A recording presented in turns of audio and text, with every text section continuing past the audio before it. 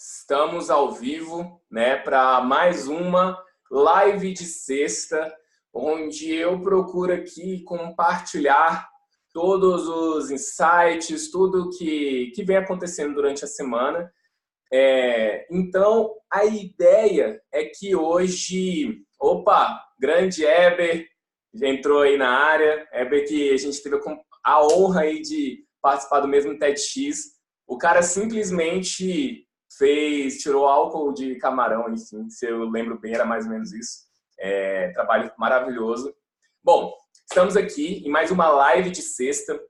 O objetivo é compartilhar insights, compartilhar lições, né? E de forma que a gente possa ajudar nessa coisa da jornada criativa e tudo mais. Ju entrou na área aí. Tudo bom, Ju? Bom, gente, Valéria, lá de São Paulo, legal, muita gente bacana na área. Gente, seguinte, então, nessa live de sexta, quem já pôde acompanhar na semana passada, a ideia é compartilhar alguns insights, o que tem acontecido na semana. E, curiosamente, essa semana foi muito tranquila, porque teve Semana dos Professores, né? Então, como eu já falei algumas vezes, né? Eu estou dando aula todas as segundas-feiras numa escola pública rural, onde a gente está implementando um trabalho, um espaço maker lá e tudo mais. Nas sextas-feiras eu dou aula na escola americana e também na aula do curso online de Arduino. E como teve feriado, eu não dei aula nas escolas, teve aula no curso online de Arduino, a gente pode falar sobre isso também. Mas eu queria falar sobre um assunto específico, né? Um assunto que é muito comentado aí na área, né, do maker, da aprendizagem criativa, que é a questão das mulheres na tecnologia, mulheres lidando com programação, robótica e tudo mais. E é muito... Sempre acaba tendo muitas discussões sobre o assunto, discussões mais acaloradas e tudo mais. E, bom, o que é muito falado nesse âmbito, né? Como eu falei, eu formei em engenharia, formei em engenharia mecatrônica na UNB, aqui em Brasília. Eu lembro que na minha turma entraram 26 alunos e tínhamos 2 meninas, né? E essa média continuou por vários semestres. Eu acho que no semestre seguinte não teve, no outro foram 2 e tudo mais, e era uma constante ali no nosso semestre.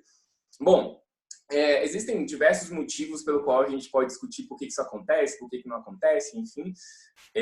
Mas acaba que, por algum motivo, né, as mulheres elas não se sentem, né, incentivadas a trabalhar com essa questão da programação, da robótica, não da robótica em geral, até da engenharia, às vezes até em algumas áreas de exatas. E é muito interessante, assim, pensar sobre esse assunto e perceber que é uma bobeira, às vezes não tem nada a ver ficar tão preocupado com esse tipo de situação, né? Quer dizer, tão preocupado assim, né? Por que as mulheres seriam diferentes dos homens com relação a isso? E como eu falo bastante, caramba, olha só, Valéria, que também fazia engenharia, 100 pessoas, sendo que 6 eram mulheres e formaram 64. A proporção costuma ser essa mesmo, acho que até hoje está desse jeito. Bom, o que acontece? Mas, como eu sempre gosto de falar, no ensino, não só de programação robótica, da aprendizagem criativa em geral, acaba que o fato, né, de a gente não aprender programação robótica não é só simplesmente para trabalhar esse ofício ou porque as profissões do futuro vão demandar mais isso, mas pelo conjunto de habilidades que a gente aprende na jornada. Eu vi uma TED há um tempo atrás, quando eu estava treinando para a minha TED, quando eu fiz uma TED em maio. Quem quiser até dar uma olhada, tem no meu link da bio, tem vários links, e um dos links é a minha TED.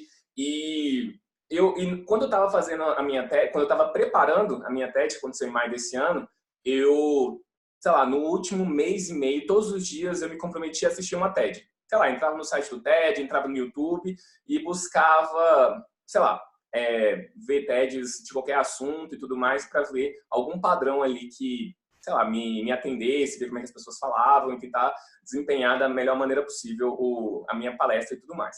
Daí, eu vi uma palestra de uma mulher, uma palestra muito legal, deixa eu ver, o nome dela é Reshma Sayani, sei lá. Eu não sei se ela é indiana ou ela é descendente de indiana. E ela começa a palestra dela falando sobre uma situação em que ela concorreu a um cargo político e que ela era tipo azarão, tinha uma mulher que era preferida e tudo mais, ela contando toda essa história e como ela falhou nessa jornada. E o que ela vai falando ali é que não é nada sobre a campanha política que ela estava fazendo. O que ela queria contar é que ela se sentiu muito orgulhosa de ter tentado algo diferente e mesmo falhando. E o que acontece geralmente com as mulheres é que as mulheres acabam sendo criadas para serem perfeitas, né? Então, assim, todo mundo, o erro é estigmatizado na sociedade em geral, né? Tipo assim, o erro é visto como algo ruim, mas acho que para as mulheres isso é ainda mais impactante. Então, você tem que estar sempre bonitinha, você tem que ter bons modos, você não pode, sei lá, ser agressivo e tudo mais. E acaba que as mulheres elas são muito fundamentadas para ser, né, perfeitas, né? Tanto que o nome da TED não ensina, como é que é? Ensine bravura às crianças, né? Ensine bravura às mulheres, ensine bravura às meninas e não perfeição, ou seja, ensine bravura, ensine coragem, estimule as meninas a ser corajosas. E no meio da TED ela vai falando de uma estatística que eu achei muito curiosa, assim, muito chocante, que ela fala, por exemplo, quando é para aplicar para um emprego, para uma oferta de emprego, as mulheres elas só aplicam para aquele determinado emprego, assim, pelo menos nas estatísticas que eles coletaram, se ela tiver 100% dos requisitos. Se ela não atingir 100% dos requisitos assim, do que está sendo pedido, ela não entra. Ela não, quer dizer, ela não chega nem a mandar currículo. Sendo que os homens, se já atingir 60%, eles mandam. Né? Então, a questão nem é se as pessoas desvalorizam ou não as mulheres e tudo mais. A questão é que as mulheres elas nem se sentem, vamos dizer assim, capazes o bastante de ir atrás dessa profissão, de achar que são dignas, né, de fazer isso. E aí ela começou a fazer um projeto chamado Girls Who Code, né, meninas que programam.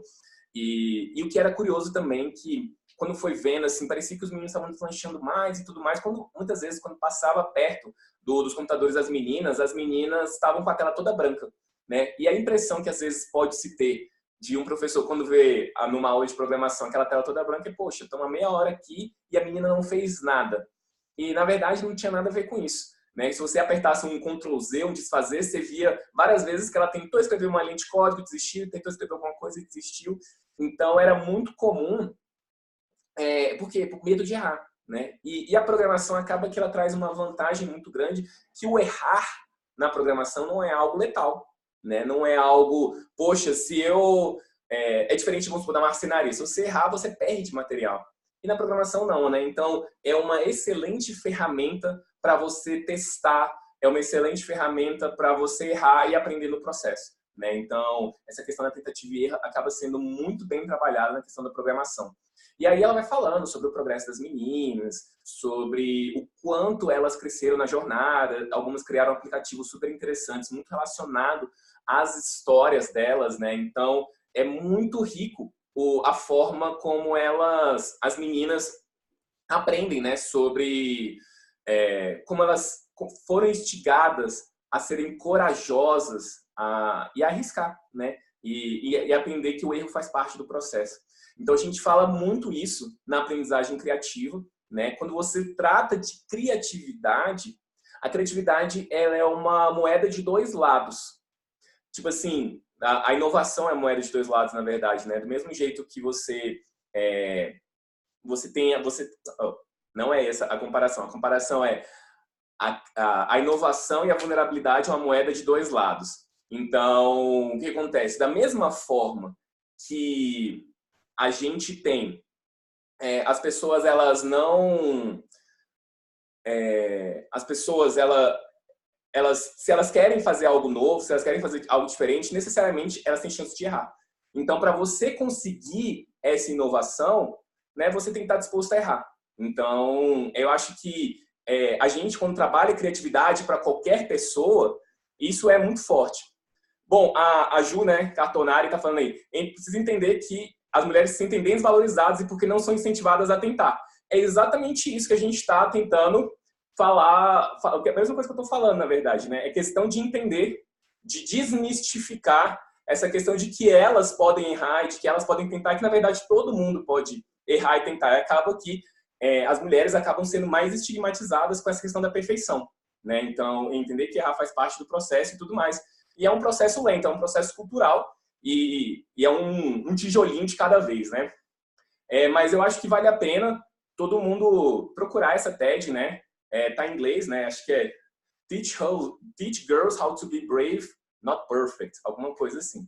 Então, é muito interessante, assim, vale muito a pena a argumentação que ela dá. E é para entender que, na verdade, o erro faz parte do processo, enfim, e a criatividade, ela está muito relacionada ao erro e o quanto você se sente confortável em errar, né? Enquanto você não vai ser, digamos assim, punido por errar. Enfim. Mas existe um outro ponto também, né? Eu acho que essa questão da desvalorização da mulher, não estou nem entrando no mérito de discutir que existe tudo mais, isso acontece, isso é muito real, mas existe um ponto que não é muito trabalhado. E aí, nesse ponto, nem a questão de mulheres trabalhar com programação robótica ou trabalhar com criatividade, mas é como envolver vários tipos de alunos diferenciados nessa questão da programação da robótica. Por quê? Hoje existe muito estigma da robótica ser daquele aluno nerd, né? Aquele guri que fica 5 dias na frente do computador e não tem vida social e não, enfim, não consegue conversar, e que só quer mexer com programação e não, enfim, não tem outro tipo de contato com as pessoas, né? E acaba que esse tipo de estigma até afasta, e não julgando, ou enfim, mas existe uma dificuldade de se atingir várias outras pessoas, vários outros estilos. Como assim? Por que eu estou falando isso? Hoje, uma das coisas que incentivaram mais, que foi mais forte com a questão dos meninos, da robótica crescer muito na educação, foi a questão das Olimpíadas de Robótica. Então, a robótica educacional, se a gente parar para ver detalhadamente, está aí há cerca de quase 20 anos, na verdade. Se a gente pega ali a criação do primeiro Lego Mindstorms, são 20 anos, e hoje está cada vez sendo mais popularizado.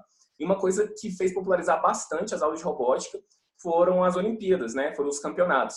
E que realmente foram muito significativos. Eu vejo várias pessoas, né, que realmente tiveram as vidas mudadas, extremamente impactadas por causa de Olimpíadas de robótica. Um exemplo clássico que eu tenho aqui em Brasília, Sobradinho, que é uma área mais de periferia, né? Uma área que não é na área central de Brasília. Tem uma escola pública que se destaca bastante na área de robótica. Fala, Alex, tudo tranquilo?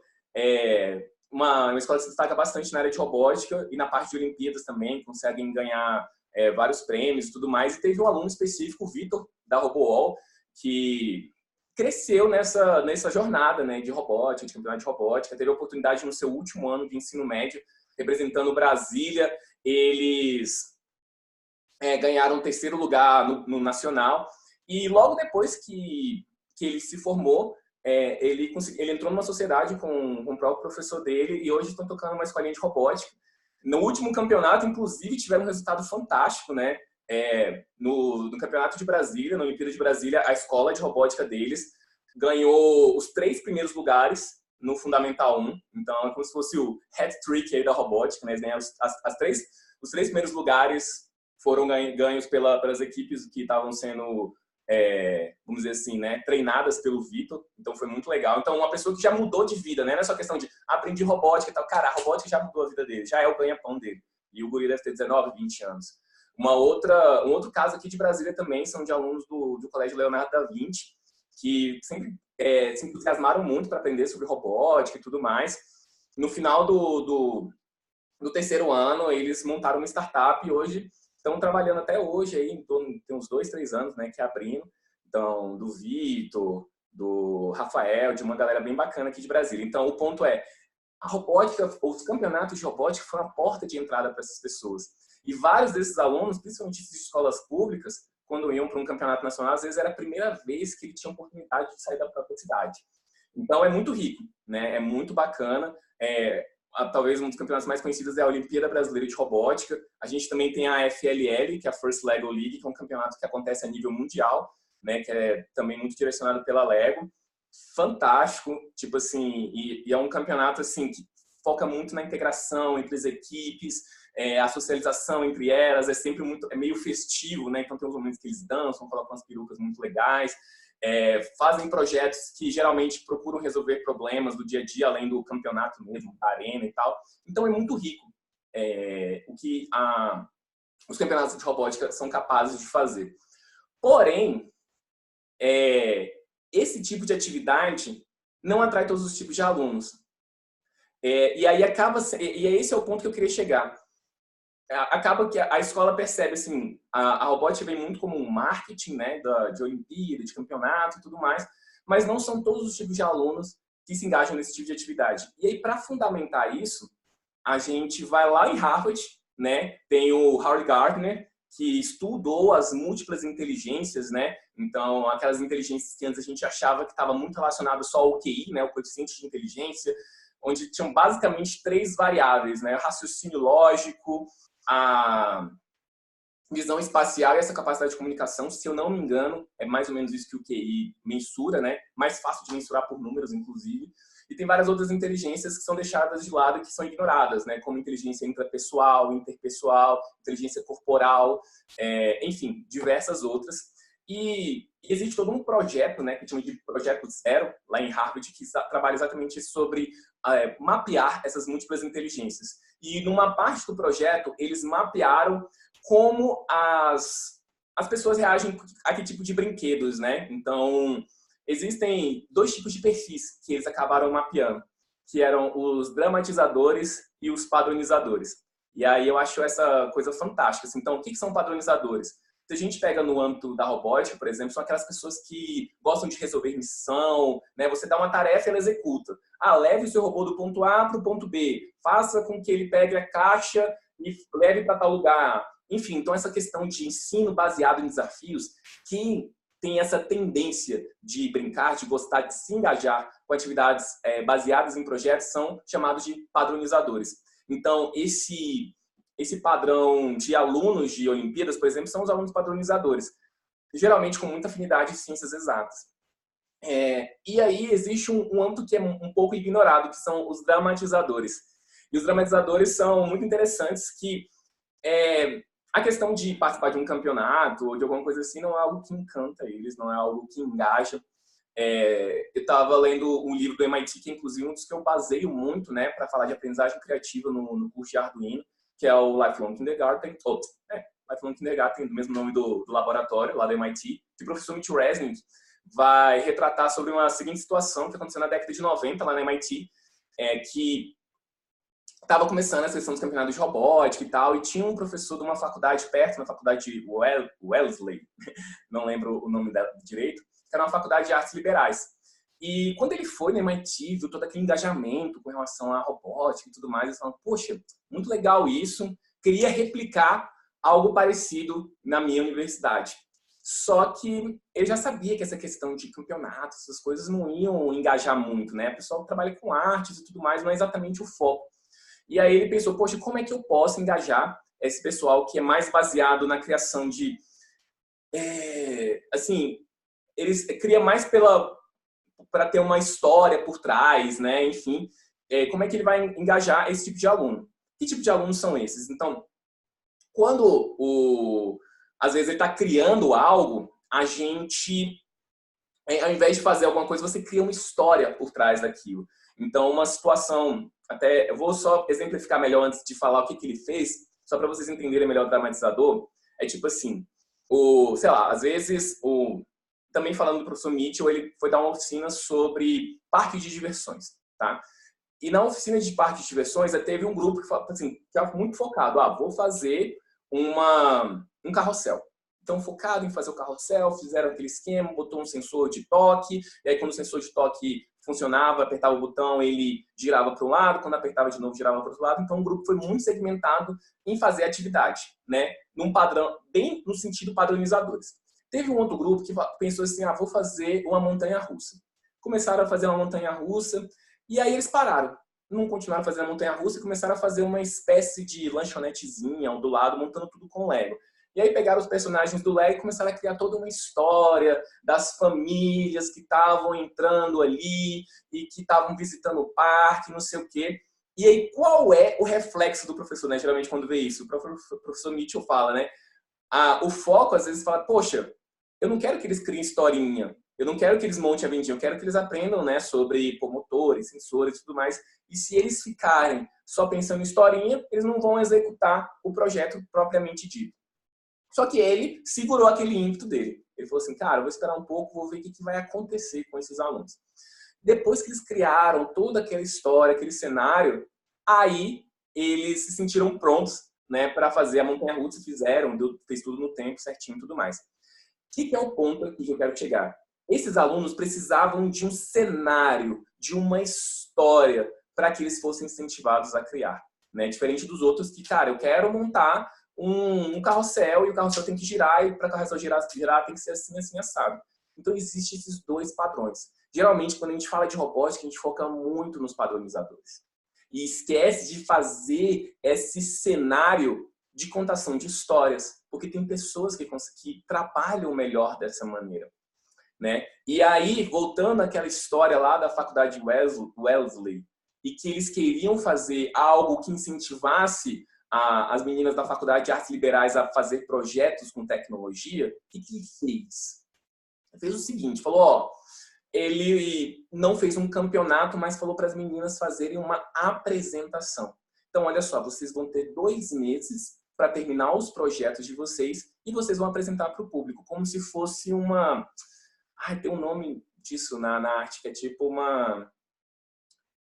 esqueci, mas é exatamente. Quando a pessoa vai apresentar os quadros dela e tudo mais, enfim, tem um nome específico para isso que eu esqueci agora, mas é tipo isso, uma exposição. Acho que é, sei lá, o melhor nome que eu peguei agora. Vocês vão fazer uma exposição dos projetos de vocês. Então, ninguém estava competindo com ninguém, mas o engajamento foi o mesmo. As pessoas, nossa, eu tenho que fazer o convite, tem que não sei o quê, tem que entregar até tal dia. E da mesma forma que a gente via lá no MIT os alunos virando noite para fazer o seu projeto de robótica, as meninas também estavam super engajadas para fazer a exposição.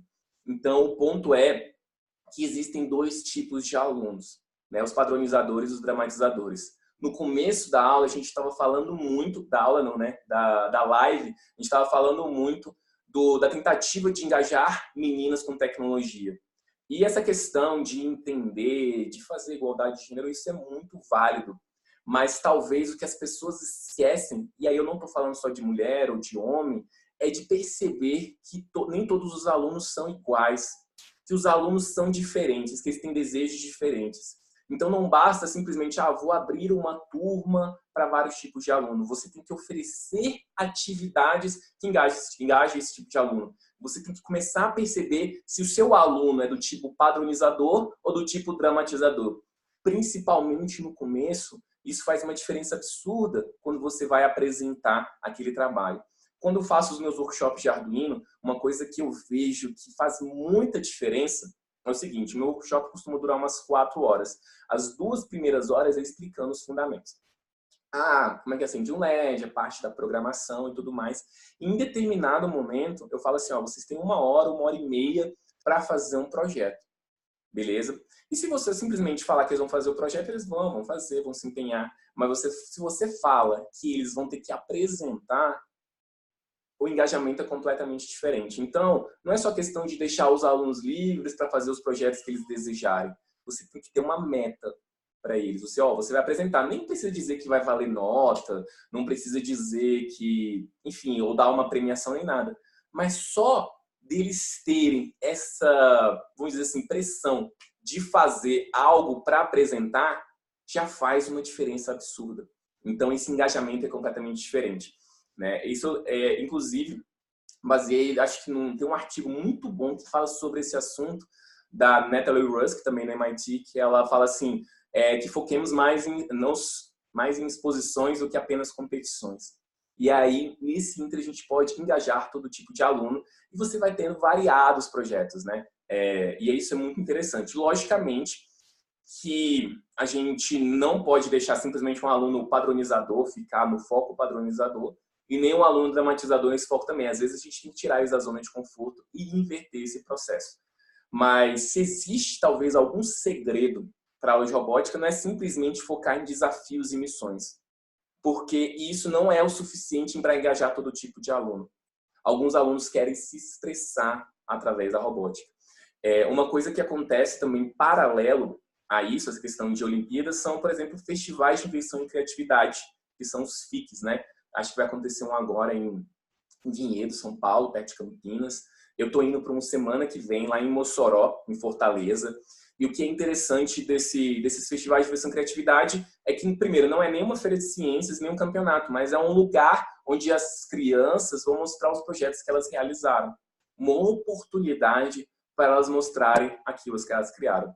Então, acho que a grande mensagem que eu queria dizer aqui nem é só sobre mulheres ou sobre homens, mas da gente sempre procurar atividades alternativas para encaixar aquele aluno para aquela atividade. Está muito retratado com a questão, né? A gente fala dos 4 P's da aprendizagem criativa, e o segundo P fala de paixão. E o paixão, basicamente, fala de procurarmos alinhar o interesse do aluno com aquilo que a gente quer ensinar. E por que isso é interessante? Porque o aluno não pode aprender coisa que não é do interesse dele? Não, nada disso. Mas quando a gente consegue fazer esse match, essa combinação entre o que interessa para ele e o que ele precisa aprender, o engajamento dele vai ser muito maior e ele vai persistir, mesmo diante de diversas adversidades. Então esse é o segredo, né? Quando você trabalha com paixão, você persiste diante de diversas adversidades. Então quando a gente fala, mas hoje os meninos não querem se empenhar, hoje eles são muito preguiçosos, mas esse aluno que a gente fala que é preguiçoso, quando chega à tarde, no turno que ele não está estudando, ele estuda de manhã, quando ele chega à tarde em casa, ele fica 4 horas no videogame, quando você vê, ele passou de uma fase super difícil. Então, será que esse menino tem algum déficit cognitivo, ou será que a atividade não está engajando bastante? Porque ele consegue fazer atividades difíceis, mas não a atividade difícil que você quer que ele faça. É um conceito que o Seymour Papert vai chamar de hard fun, né? Como se fosse uma diversão difícil. A gente não precisa baixar o sarrafo dos desafios. Não precisa ser desafios fáceis de resolver. Não é tipo assim, tô ensinando matemática, tô vendo que ninguém tá fazendo, vou deixar os exercícios mais fáceis. Não. Você tem que fazer desafios que eles se engajem, que eles se sintam desafiados e que eles se sintam capazes de realizar. E aí, sempre fazendo talvez essa associação, poxa, se esse mesmo aluno consegue ficar horas jogando videogame, por que ele não vai ficar horas engajado na minha atividade? Tem uma história também do professor Mitchell que é muito interessante, quando ele vai falando sobre o Scratch, em determinado momento, ele falando com um aluno que estava fazendo um jogo de um peixe, e aí o peixe tinha um peixe grande que tinha que engolir peixes pequenos, sei lá, alguma coisa assim. E aí, em determinado momento, o aluno falou assim, poxa, eu queria fazer a contagem, né? Queria que mostrasse a contagem de quantos peixes o peixe grande comeu e tudo mais. E aí, o professor mostrou para ele o conceito de variáveis, né? Se você usar aqui as variáveis, você pode contar e tudo mais. E aí, quando o menino conseguiu resolver aquele exercício de variáveis, quando ele conseguiu fazer aquele aprimoramento no jogo dele usando variáveis, ele foi e abraçou o professor, falou, nossa, muito obrigado e tal. E aí o questionamento que o professor faz, né, para a plateia depois é o seguinte: quantas vezes um aluno já te agradeceu de abraçar por ter ensinado conteúdos sobre variáveis? Né? Às vezes você até odiava esse conceito na escola, né? Falava de equação, desse tipo de coisas, assim, cara, que coisa horrível. Ou você achou ok. Eu, quando aprendi, achei ok. Não achei nem o fim do mundo, mas não foi a nível do abraçar meu professor, né? Então, eu acho que esse nosso desafio entrando em sala de aula não é só de ensinar, é de encantar. Não é só de ensinar, é de encantar. É que a criança, o jovem perceba que existe prazer em aprender.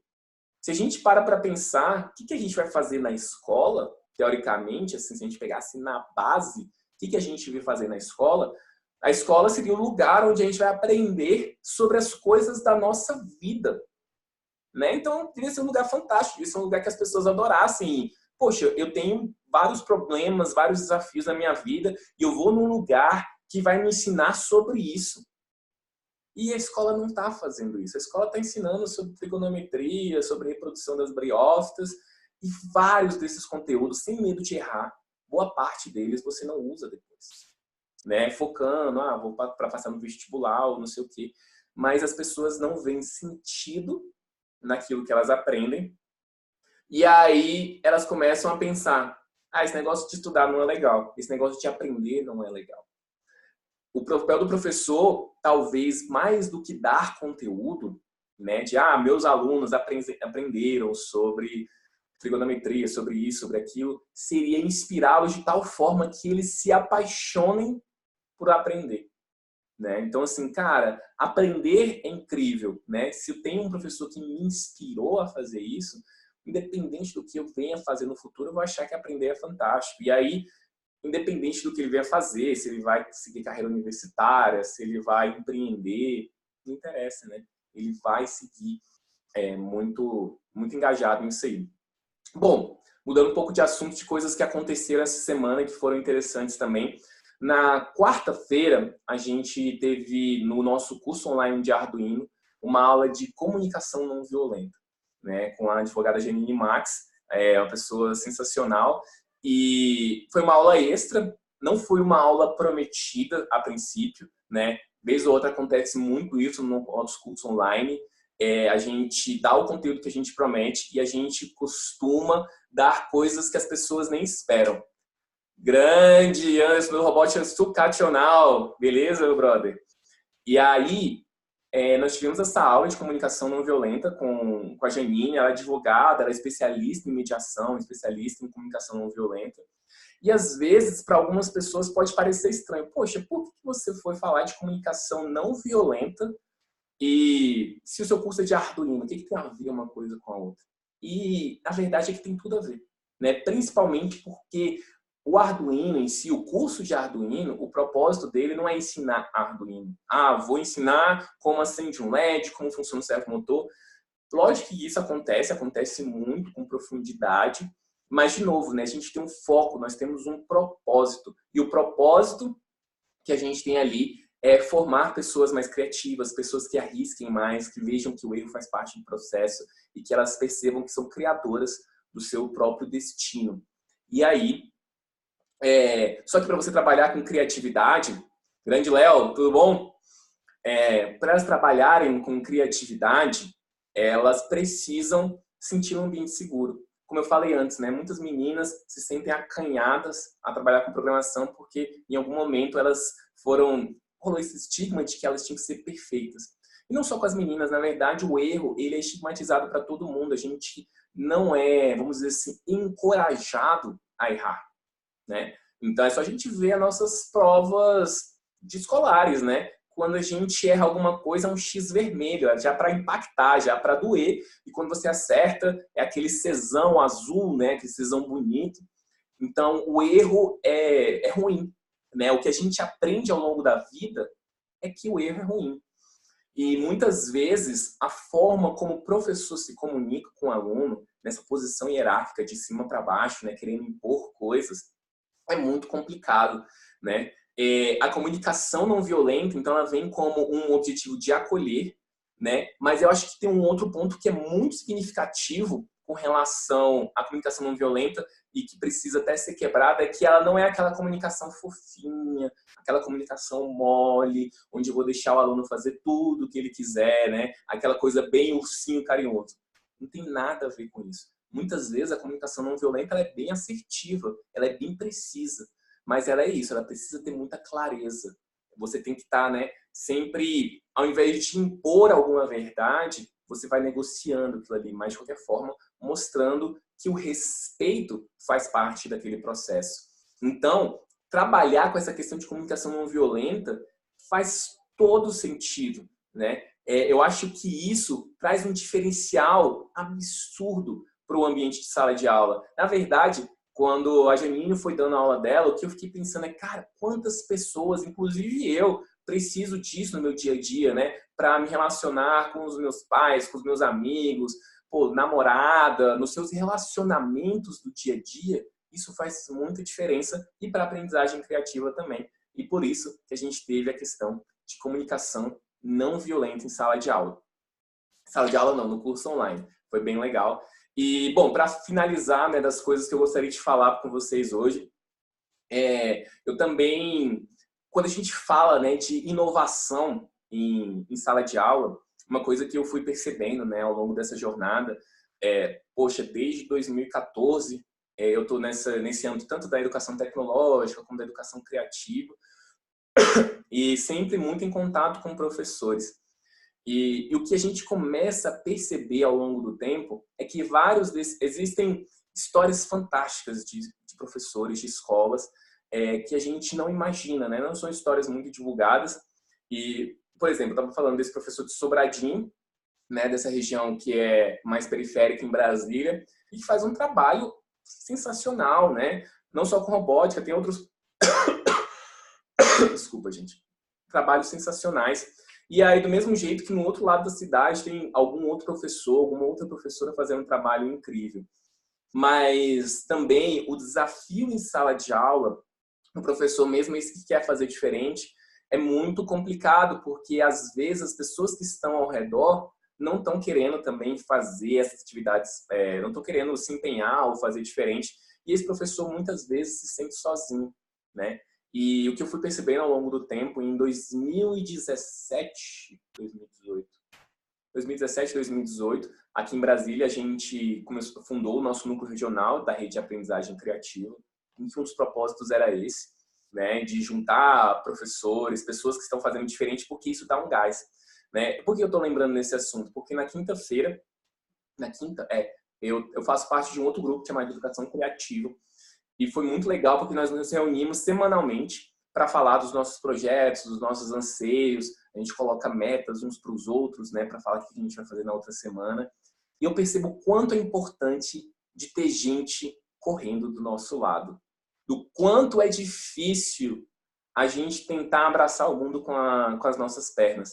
Né, de ter alguém que nos ajude, que nos incentive, de procurar alguém para correr ao lado.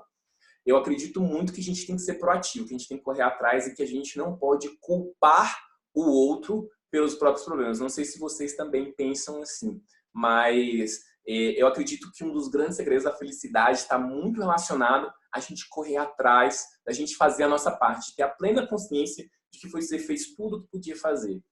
Mas que certamente uma coisa que faz muito diferença no nosso desempenho, na nossa performance, é ter pessoas que estão ao nosso lado incentivando a ir para frente. Então, às vezes vale a pena até você, sei lá, agradecer, lembrar de quem fez você chegar até onde você chegou. Então, é muito interessante a gente estar com essas pessoas que correm ao lado. Quando eu estava nesse grupo da educação criativa, isso para mim foi muito forte, né? Por exemplo, eu trabalho muito sozinho e às vezes a gente cansa, né? Literalmente cansa, fica muito... E quando a gente foi conversando junto, aí cada um se incentivando um ao outro, então isso é muito importante, né? Se juntar para ser mais forte. Juliana está falando que domingo estará com aprendizagem criativa na Praça do Trabalhador em Goiânia e está preparando lá. Pô, que massa, Ju. Ju, inclusive, eu nem sabia se a Ju já tinha saído ou não. A Ju foi uma das pessoas que fez parte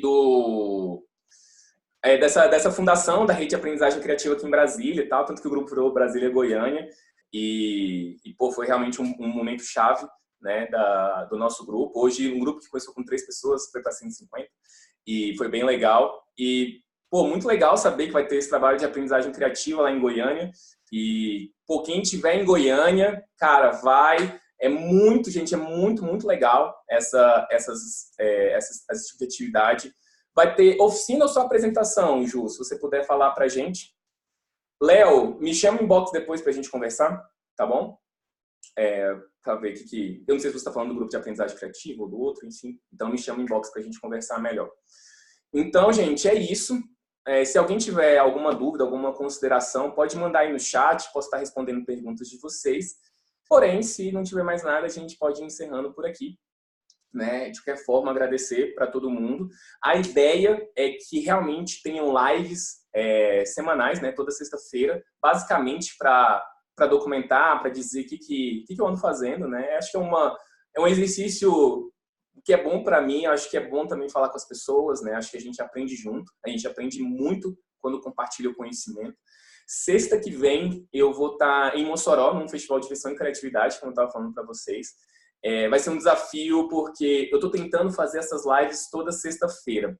E aí, eu estou fazendo essas lives toda sexta-feira e eu vou estar em Mossoró. Então, eu não sei se eu vou conseguir, se eu vou ter internet. Eu quero muito fazer, quero dizer como é que está sendo a experiência lá. Eu acho que vai ser bem legal.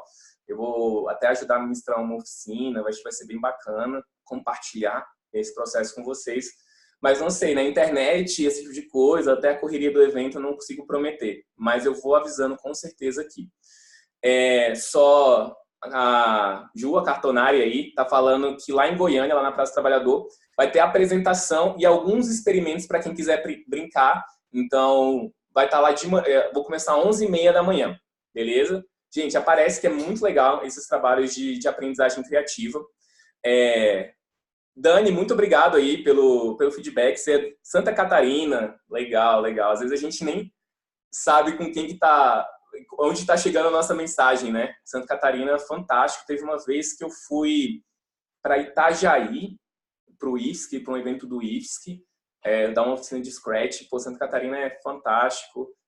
Pessoas muito competentes aí no Sul, muita gente fazendo trabalhos super legais. Que legal que você pôde acompanhar aí. Bom, pessoal, é isso aí. Gostaria de agradecer. Muito provavelmente sexta-feira tem mais. Termina 11h30. Ju, que horas começa? Obrigado por ter avisado. Eu já ia falar o horário tudo errado. 8h30 às 11h30. Beleza. 8h30 às 11h30. Desculpa, Ju, divulguei tudo errado. 8h30 às 11h30 lá na Praça do Trabalhador, em Goiânia. Praça do Trabalhador, né? Deixa eu estou falando besteira. Vou procurar aqui para ver se não falei besteira. Praça do Trabalhador. É isso aí. Ela está lá preparando esse trabalho. Dani, obrigado. Sebac foi incrível. Vai acompanhando aí que a gente ainda vai falar sobre muita coisa. A gente está só começando nossos trabalhos aí. Pessoal, prazer enorme estar com vocês. Qualquer dúvida, qualquer aflição, pode chamar inbox, pode mandar um comentário, enfim, mandar sinal de fumaça que a gente vai conversando aí. Excelente abraço, boa sexta e bom final de semana para todo mundo. Valeu, valeu, Ju.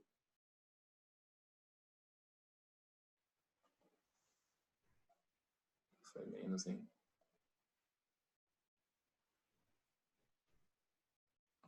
Compartilhar no story. E aí?